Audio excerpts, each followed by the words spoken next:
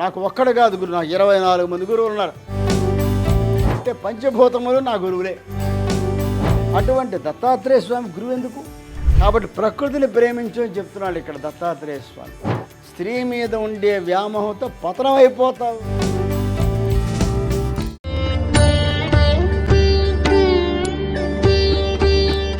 అయితే ఇవంతా నాకు ఎలా వచ్చిందయ్యా అంటే, నా గురువు ఎవరిని అడిగో, నాకు ఒక్కడు కాదు గురు, నాకు 24 మంది గురువులు ఉన్నారు.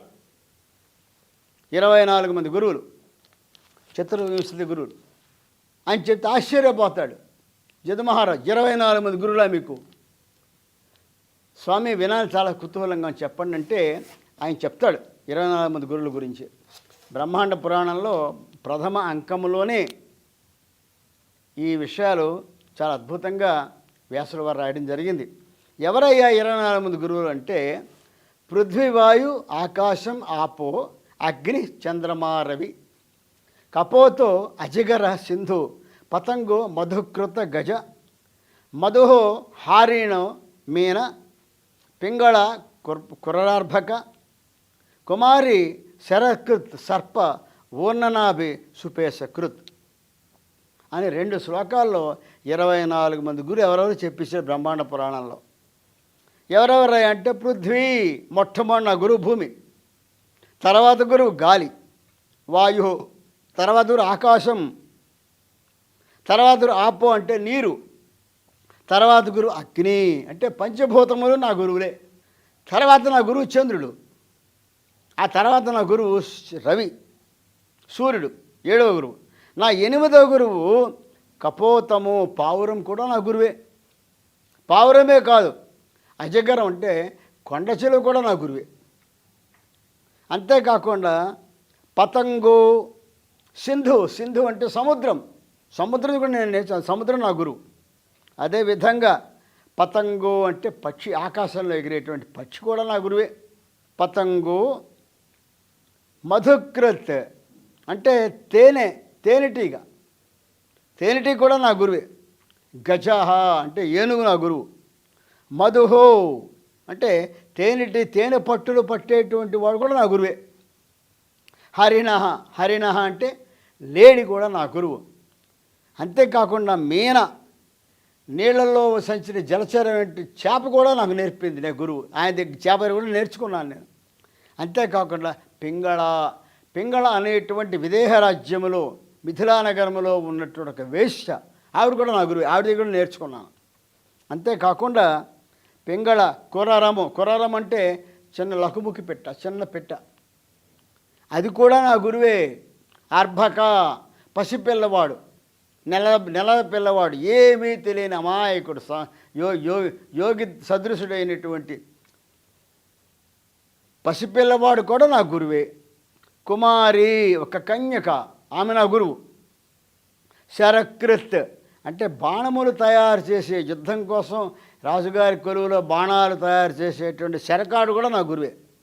ఊర్ణనాభి, ఊర్ణనాభి అంటే సాలీడు, సాలీడు కూడా నా గురువే. సర్ప పాము నా గురువు. సుపేశకృత్ అంటే ఒక పురుగు, ఒక భ్రమరకీటక న్యాయంలో ఉండేటువంటి పురుగు ఏదైతే ఉందో అది కూడా నా గురువే. ఇలా నాకు 24 మంది గురువులు ఉన్నారా అని చెప్పి ఆశ్చర్యపోవడం యదుమహారాజు వంతైంది. అప్పుడు యదుమహారాజు, స్వామి ఇదేమిటిది, మీ గురువు అంటే ఎవరైనా గురు పరంపర చెప్పు, నా గురువుగారు ఫలానా, ఆయన గురువుగారు ఫలానా, మా గురువుగారు ఈయన, మా పరమగురువు ఈయన, పరమేశ్వర గురువులు ఈయన, మా గురు పరంపర ఇక్కడ మొదలైంది, ఇక్కడి నుంచి ఇక్కడ దాకా వచ్చాము అని చెప్పుకుంటారండి. మీరేమిటి పంచభూతాలు, సూర్యుడు, చంద్రుడు, పక్షి, పావురము, కొండ చెలువ, పాము, ఆఖరి ఒక వేశ్య, ఒక కన్యక, ఒక పశుబాలుడు, అందరూ మీ గురువులు అంటున్నాడు. ఇదేమిటండి, కొంచెం వివరంగా చెప్పనడు. దాన్ని బట్టి మనం వివరంగా అర్థం చేసుకోవడం ఉంటుంది. అంటే ఇక్కడ ఏంటంటే ఇవన్నీ కూడా ప్రకృతిలో భాగాలు. ప్రకృతిలో భాగాలు అంటే ప్రకృతిని చదువు అని చెప్తున్నాడు ఇక్కడ. ఆయనకి గురువు ఎందుకు? ఆయనే ఆది గురువు, గురువులందరూ ఆయన రూపాలే. అటువంటి దత్తాత్రేయ స్వామి గురువు ఎందుకు? అవసరం లేదు. కానీ ఆయన ఏం చెప్తున్నాడంటే, సాధకుడికి ఉండవలసిన లక్షణాలన్నీ కూడా ఈ 24 అంశములలో కూడా ఉన్న కొన్ని లక్షణాలు తీసుకొని ఎలా ఉండొచ్చో ఎలా ఉండకూడదో వాటి ద్వారా తెలుసుకున్నట్లయితే సాధకుడు కానీ మానవుడు కానీ ధర్మబద్ధంగా నడిచి సాధన ఫలించి మోక్షాన్ని అందుకోగలుగుతాడు అని చెప్పడం కోసం 24 ఉన్నారు. అంటే ప్రకృతిలో ఉన్నటువంటి విషయాలన్నీ కూడా తెలుసుకో, ప్రకృతి నిశితంగా పరిశీలించు, అందులో ఉన్న ప్రతి జీవిలోనూ ఒక మంచి చెడు ఉంటుంది, అందులో ఉండే చెడు వల్ల అది ఏ ఇబ్బంది పడుతోంది, మంచి వల్ల ఏం సుఖపడుతోంది తెలుసుకొని దానికి తగ్గట్టుగా నువ్వు నడుచుకో అని చెప్పడం కోసం 24 మంది గురువుల గురించి చెప్పాడు దత్తాత్రేయ స్వామి. అంటే మనం ఇప్పుడు మన ప్రకృతిని జయించేయమంటున్నాం. అక్కడ చేసి ఇచ్చేస్తూ చంద్రమండలానికి వెళ్ళిపోయాం, సూర్యమండలానికి వెళ్ళిపోతున్నాం, అంగారకానికి వెళ్ళిపోతున్నాం, అది వచ్చేస్తాం, ఇప్పుడు అడిపోడి చేస్తాం అని చెప్పేసి ఈ నదులని ఆనకట్లు కట్టేసాం, ఇవన్నీ కట్ల నదిని ప్రవాహాలు మళ్ళించేసాం, మేము చాలా గొప్పవాళ్ళం అనుకుంటూ ఉంటే ఒక్క వరద వచ్చి మొత్తం తుడిచిపెట్టేసింది మనం ఎన్నో చూస్తున్నాం ఈ మధ్యకాలంలో. నదికి ఆగ్రహం వచ్చి నదిని అడ్డగట్టి కట్టేసి, అంటే ఒక క్రమపద్ధతి కాకుండా ఇష్టం వచ్చినట్టు వాటన్నింటినీ బంధించేస్తూ ఉంటే ప్రకృతి ఊరుకోదు, ప్రళయం సృష్టిస్తుంది. ప్రళయం సృష్టించి మొత్తం సమూలంగా తుడిచిపెట్టేస్తుంది మానవాళిని. ప్రకృతి కోపం నడుచుకునే బాధ్యత మంది. కాబట్టి ప్రకృతిని ప్రేమించు అని చెప్తున్నాడు ఇక్కడ దత్తాత్రేయ స్వామి.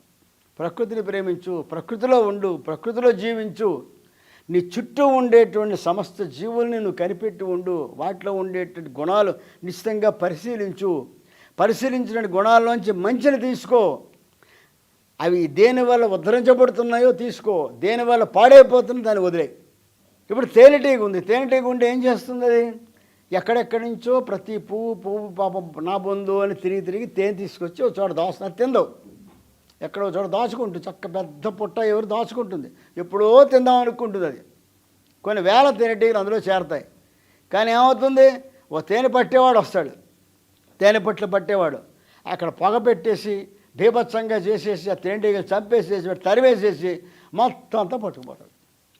అంటే నాకు ఇది కావాలి అని భవిష్యత్తు కోసం దాచుకుందామని చెప్పేసి నువ్వు ఏదన్నా విలువైన వాటిని నువ్వు దాచుకుంటే ఎవడో ఒకడు నిన్ను హింసించి పట్టుకుపోతాడు. కాబట్టి సాధకుడు తనకంటూ ఇది ఉంచుకోకూడదు. అదేవిధంగా ఏనుగు ఉంది, ఏనుగు గంభీరమైనది, మహాశక్తివంతమైనది, దాని ఎదురు ఎవరు వెళ్ళలేరు, అంత మహాబలశాలి, మహావృక్షాలనే అమాంతం అసలు వారేస్తాయి విసిరేసి. అటువంటి ఏనుగుకి ఒకే ఒక్క బలహీనత ఏమిటంటే ఆడ ఏనుగుని చూస్తే ఆగలేదు, అది మదం ఇక, అందుకే మదపుట్టే ఏనుగు అంటారు. కాబట్టి ఏనుగుల్ని బంధించేవాడు ఏం చేస్తాడు, పట్టుకునేవాడు ఒక పెద్ద కందకం తవ్వి దాని నిండా గడ్డి గాదం మొక్కలు ఎక్కలు అన్నీ రకరకాలుగా వేసేసేసి ఆ కందకం యువతలో ఒక ఆడ ఏనుగుని పెడతాడు, కట్టేస్తాడు. దాన్ని చూసి ఇంక మదం ఎక్కిపోయి ఇంక ముందు వెనక చూడకుండా అది గబగబా వచ్చి ఆ కందకంలో పడిపోగానే దాన్ని బంధించి పట్టుకుపోతారు. అంటే స్త్రీ మీద ఉండే వ్యామోహంతో పతనం అయిపోతావు. కాబట్టి సాధకుడు పతనం అవ్వకూడదు, స్త్రీ మీద వ్యామోహం పెట్టుకోవద్దు అని చెప్తాను. అది ఇందులో ఉండేటువంటి విశేషం. అదేవిధంగా ఒక లకుముఖి పెట్ట, చిన్న పెట్టు ఉంటుంది, అదొక మాంసం మొక్క కోసం తెచ్చుకొని వస్తూ ఉంటుంది, ఆహారం కోసం. ఒక డేగ వచ్చి ఆ ఆహారం కోసం ఈ పిట్టని కొట్టేయడం కోసం పిట్ట మీదకి వచ్చేది, చంపే తినేద్దాం అని చెప్పేసి. ఇది ఏం చేస్తుంది, దాని దృష్టి మళ్లించడం కోసం ఆ మాంసం మొక్కను వదిలేస్తుంది. వదిలేయగానే డేగ దృష్టి మాంసం మీద పడి దీని మీద లేదు. ఎప్పుడైతే డేగ దృష్టి మాంసం మీద పడి దానికోసం వెళ్ళిందో ఇది వెంటనే తప్పించుకుని తన గూటికి వెళ్ళిపోయి జాత పడిపోతుంది. అంటే దానివల్ల ఏమవుతుంది, అది ప్రాణం రక్షించబడింది. అంటే దానివల్ల ఏమైందంటే ఒకడికి బాగా అవసరమైన దాన్ని మనం కూడా తెచ్చుకునే ప్రయత్నం చేస్తే అల్పుడు అర్భకుడైనటువంటి వాడు బలవంతుడికి కూడా కావలసినటువంటి దాన్ని మన దగ్గర దాచుకుందాం తెచ్చుకొస్తే వాడి చేతిలో చావు తప్పదు. కాబట్టి వాడిని ఏమర్చాలి, వాడికి ఇచ్చి పారేస్తే మన జోలికి రాడు. అంటే మనలో ఉండేటువంటి చెడు గుణాలను మనం ఆకర్షించే ప్రయత్నం చేయకూడదు.